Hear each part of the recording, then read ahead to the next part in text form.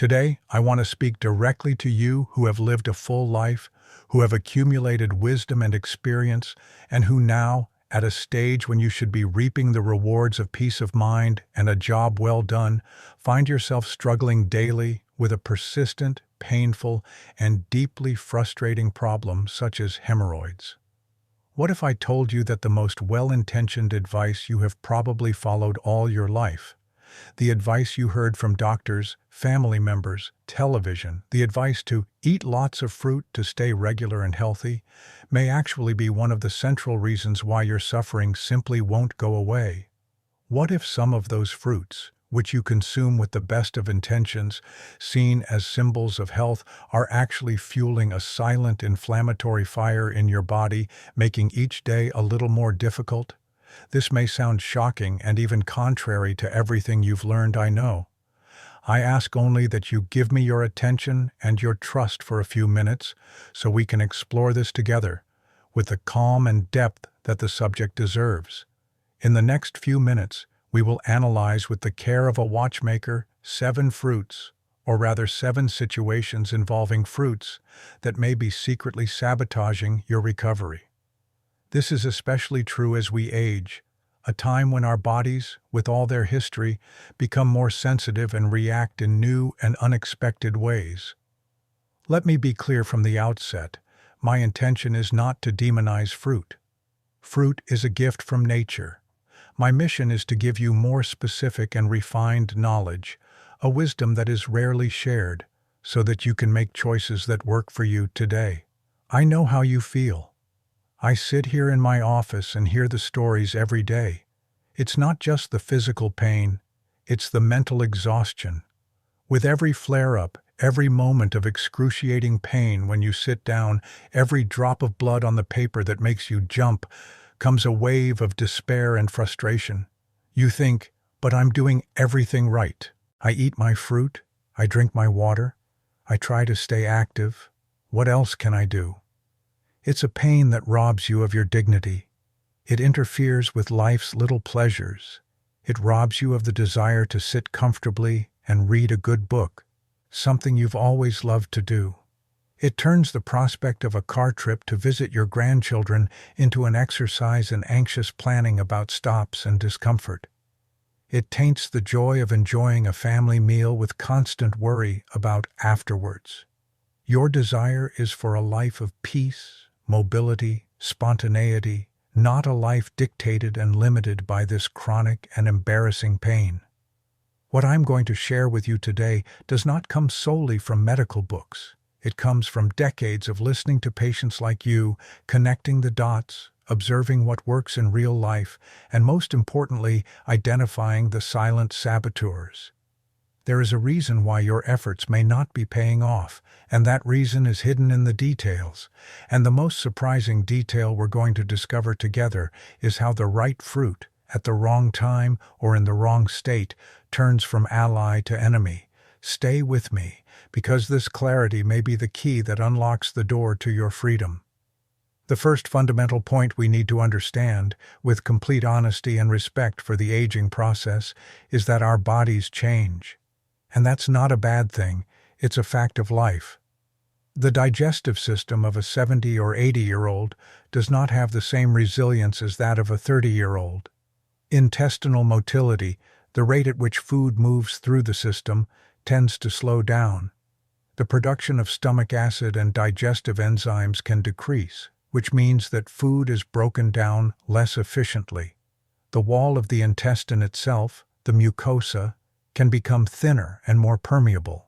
And crucially, the walls of veins throughout the body, including those in the hemorrhoids, no longer have the same amount of collagen and elastin, the proteins that give them strength and flexibility. Add to that the fact that many seniors take medications that are essential for other conditions, for blood pressure, for the heart, for diabetes, that can, as a side effect, affect digestion and stool consistency. So a generic one-size-fits-all approach, such as eat any fruit, is not only simplistic, it's potentially harmful. We need a wiser approach, one that is more attuned to the physiology of maturity. Let's start with our first fruit, or rather, its state, the green banana. How many times have you heard that bananas are good for the gut? It's a popular health mantra. Yes, but the correct answer is it depends crucially on its state of ripeness. Bananas that still have a hint of green on their skin are rich in a type of resistant starch and, more problematically for our purposes, in tannins. Tannins are the same compounds that have been used for centuries to tan leather, making it tough, resistant, and waterproof. They do this by binding to proteins and extracting water. Now imagine this process happening inside your gut. The tannins in green bananas bind to the intestinal contents and pull water out of them, making stools drier, harder, and more difficult to pass.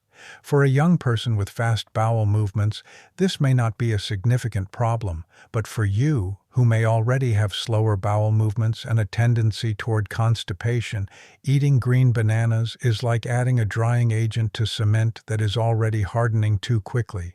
The inevitable result is more effort, more pressure, more pain, and potentially the appearance of fissures. Fortunately, the solution is simple and delicious. Always opt for ripe bananas with yellow skin and, ideally, those brown spots, the sugar spots. At these spots, the fruit's enzymes have already done their job. They have converted the astringent tannins and resistant starch into simpler sugars and a softer texture, making the fruit laxative and soothing. It's a small change in your shopping habits, but it will have a huge impact on your daily comfort. If this first revelation about bananas, something that seems so basic but has such profound science behind it, has given you a new perspective on how details matter, then I invite you to join our community of knowledge. It's a simple gesture. Click on the Sign Up button and activate notifications. My mission is to share this practical, experience-based wisdom with you so that you can navigate this stage of life with more comfort, dignity, and confidence. Moving on to our second and third problem situations, which involve some of the most common and beloved fruits in the world, apples and pears, followed by citrus fruits. The problem here is not the fruit itself, which is nutritious, but rather the quantity and individual sensitivity that changes with age. Apples and pears are rich in a group of short-chain carbohydrates that are fermentable, known by the acronym FODMAPs. Specifically, they contain excess fructose and sorbitol. When you were younger, your small intestine, with its enzymes working at full capacity, probably absorbed these sugars without any problems. However, as you age, the efficiency of this absorption may decrease. What happens then? These unabsorbed sugars continue their journey to the large intestine, where they become a feast for your gut bacteria population. Now imagine you're throwing a party with sweets and sugary drinks for the wrong guests in your intestinal garden. The result of this party is a massive production of gas, hydrogen, and methane. This gas builds up and creates immense internal pressure. It's like a pressure cooker gaining momentum inside your abdomen. This pressure causes bloating, abdominal distension, cramps, and an uncomfortable feeling of pressure pushing everything down, directly increasing the pressure on your already sensitive and weakened hemorrhoidal veins. You eat a big, beautiful apple or a juicy pear thinking you're doing your body a big favor, and an hour later you feel bloated like a balloon and with more pain in your rectal area. It's not the fruit's fault, it's the dose that has become excessive for your current digestive system's capacity. Similarly, we have citrus fruits, oranges, grapefruits, lemons, pineapples. They are absolutely wonderful sources of vitamin C and bioflavonoids, which, as we have seen, are essential for collagen production and vein wall health.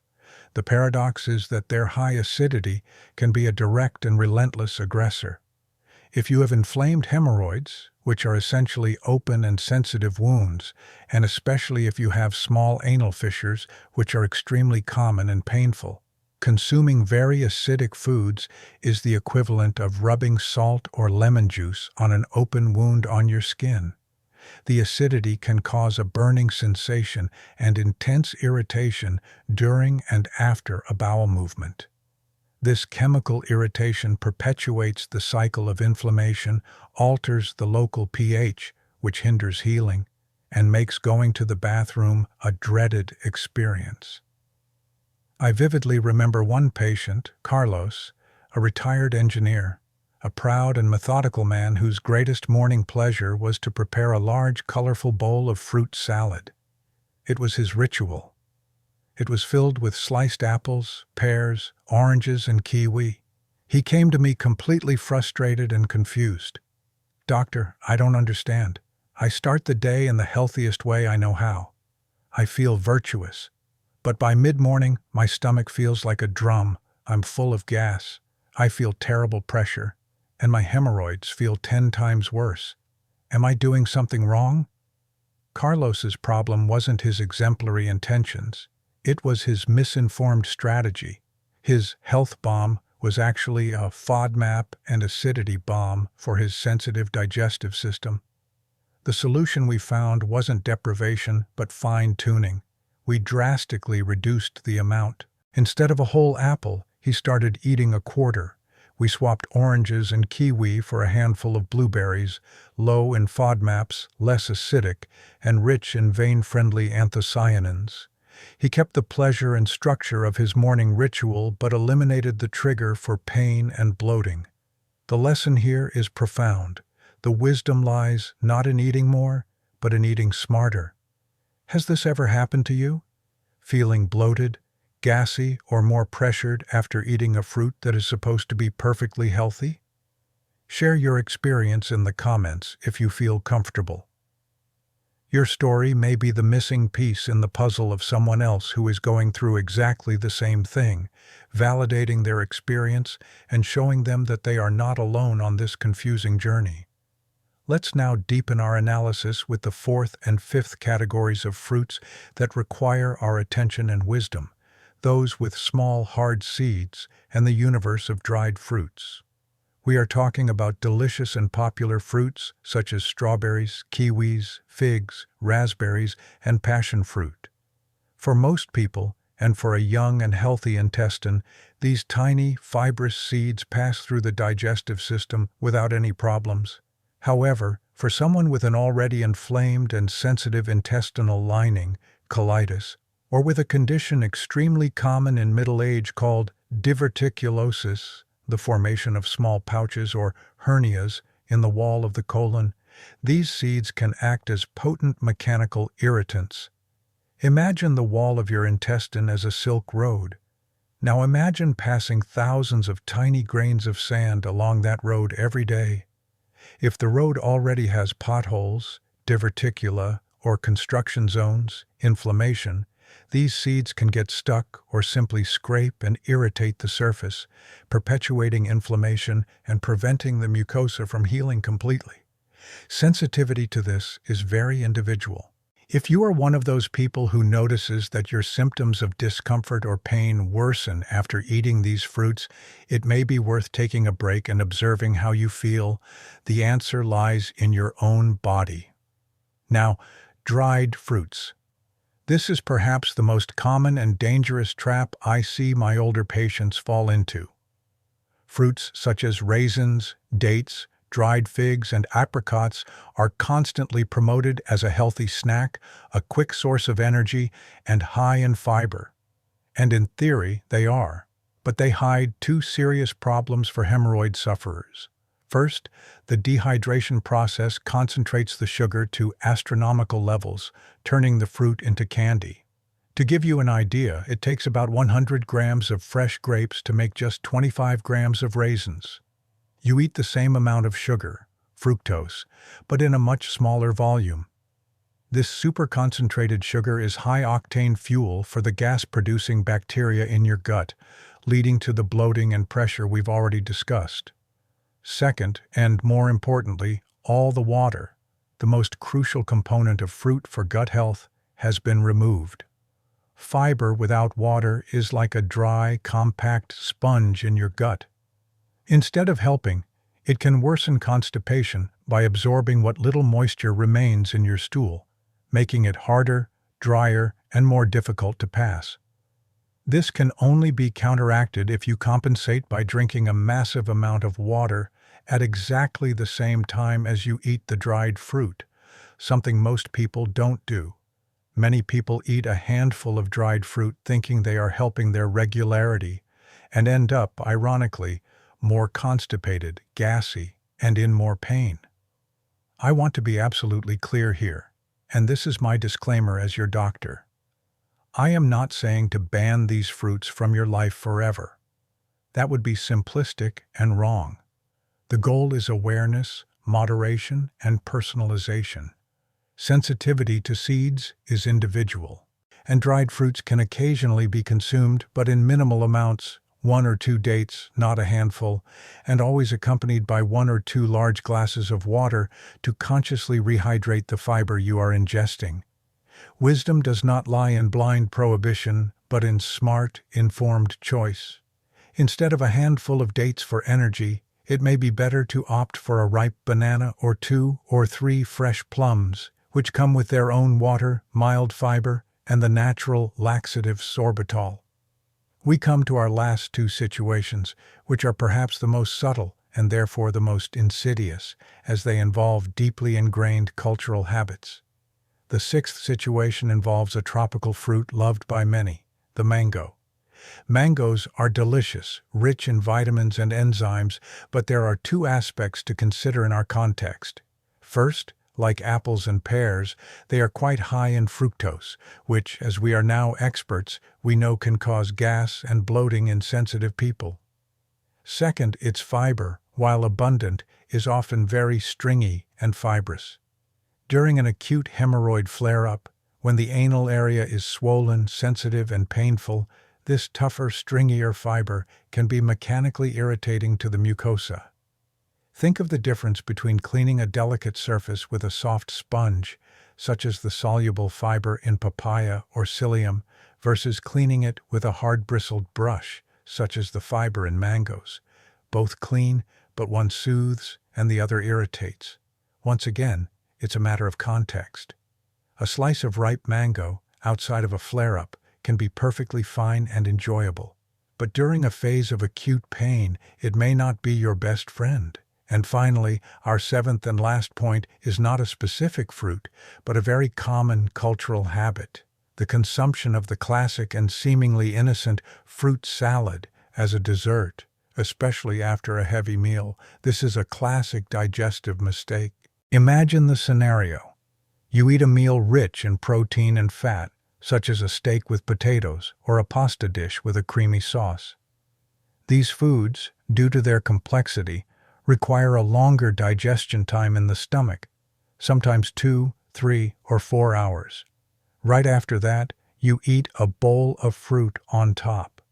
Fruit, which is mostly composed of simple sugars and water, is designed to be digested very quickly, sometimes in just 20 or 30 minutes.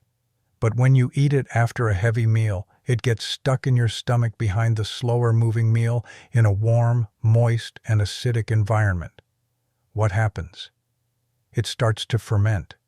It's like a traffic jam in your stomach. The fruit, which wanted to pass at high speed, gets stuck behind the slow protein truck and starts to sour. This fermentation produces gas and even small amounts of alcohol, leading to bloating, burping, heartburn, and general discomfort that translates into more abdominal pressure. I remember Helena, a very active and social widow who liked to always have a jar of dried dates and apricots on hand for an afternoon energy boost before her dance classes. She couldn't understand why. Despite eating so much fiber and being so active, she often felt constipated and had irritated hemorrhoids. When we connected the dots and she replaced her dried fruit snack with a fresh pear and a glass of water, or a small pot of plain yogurt, the difference in her regularity, energy levels, and comfort was like night and day. So, what's the way forward? The message here is not one of fear, but of empowerment and strategy. The solution is to focus on fruits that are consistently your allies: very ripe bananas, blueberries, blackberries, raspberries, which despite their seeds have a very favorable sugar and fiber profile; the wonderful papaya, which contains the digestive enzyme papain to help break down proteins; fresh plums, and kiwis, if the seeds are not a problem for you, as they are excellent for motility. The key is rotation, to get a variety of nutrients, moderation, so as not to overload your system, and above all, self-observation. Start a food diary if necessary. Write down what you eat and how you feel. Your body is your wisest guide. It is constantly giving you feedback. You just need to learn to listen to its language. So here we are at the end of this in-depth analysis. We have examined these 7 subtle and complex situations. Bananas must be ripe, but not too ripe. Pears and apples are good, but not in excess. Citrus fruits in moderation. Fruits with small seeds depend on your individual sensitivity and the health of your colon. Dried fruits require an ocean of water and strict moderation. Mango during a crisis can be aggressive, and fruit salad after dinner can ferment and cause a revolution in your stomach. It is perfectly understandable and natural to feel confused, perhaps even a little discouraged. It seems like a nutritional minefield where every step could be a mistake. How can anyone, in their daily life, with all the other concerns of life, remember and apply all these nuances? How can you be sure you're getting the vital nutrients from fruit without accidentally stepping on one of those inflammatory mines? This complexity, this mental load, is why many people, even with the best information and the best intentions, end up giving up and returning to their old habits, resigned to living with pain as if it were an inevitable part of aging. But it's not. It is right here, at this crossroads of complexity, doubt, and frustration, that my role as your advisor becomes most crucial. An ideal solution for you at this stage of your life needs to be more than just effective. It needs to be, above all else, safe and reliable. It needs to be formulated specifically with a more mature and sensitive digestive system in mind, using ingredients that soothe and heal rather than attack. It needs to be easy to take and digest, and it shouldn't interact with any common medications you may be taking. And fundamentally, it has to be simple. It must give you confidence and peace of mind, not another list of rules to memorize and worry about. It was with the specific needs of my older patients in mind, the people I respect most, that I did the research for you. I invested my time to save you yours, to save you money, and most importantly, to save you suffering. In the link you'll find in the description of this video, and also in the first pinned comment, I share my personal recommendation for an integrated protocol that respects all these nuances. It's designed to provide the essential nutrients for vascular health, gentle fiber, and anti-inflammatory compounds in a balanced, safe, and extraordinarily easy-to-use form. Think of it as my trusted shortcut for you, something I would recommend to my own parents so you can get all the benefits without the confusion and risk of getting it wrong. I want you to end this long and deep conversation with a sense of power, clarity, and above all, respect for yourself. Aging is not an inevitable process of decline. It is a process of refinement. It requires more wisdom, more attention to detail, and a gentler, more compassionate approach to our bodies, which have served us so well for so many years. The pain that hemorrhoids cause you is not a final sentence, nor is it a sign that your body is failing. It is simply a request, a messenger, asking for a different, more attuned, and more informed approach. Today, you have learned to decipher some of the more subtle signals your body has been sending you.